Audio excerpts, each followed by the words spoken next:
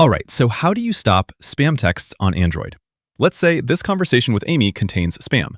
There's no messages here, but we're going to pretend this is all spam. The easiest way to handle this would be to go to the conversation, tap those three dots up top, and choose Block and Report Spam. Once I tap that, I'll see a checkbox here. And you could just block the number, or if it's clearly spam, you could also toggle Report Spam.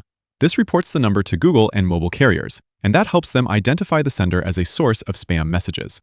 Another thing you can do, in Google Messages, go to your main conversation page, tap your profile in the top right corner, and go to Messages Settings. From there, scroll down to Protection and Safety, and make sure Spam Protection is enabled.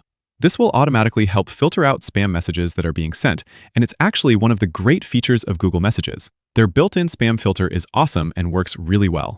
A lot of phones will also have caller ID and spam protection through the phone app. So go to the phone app, look for those three dots or three lines up top, go to Settings, and within the settings, look for something about caller ID and spam, and go ahead and enable that as well. These are mostly focused at spam calls, but depending on the phone, this option will sometimes block spam texts as well. I also want to call this out. Never reply stop to suspicious text messages. For legitimate marketing texts, replying stop works and it stops those marketing messages.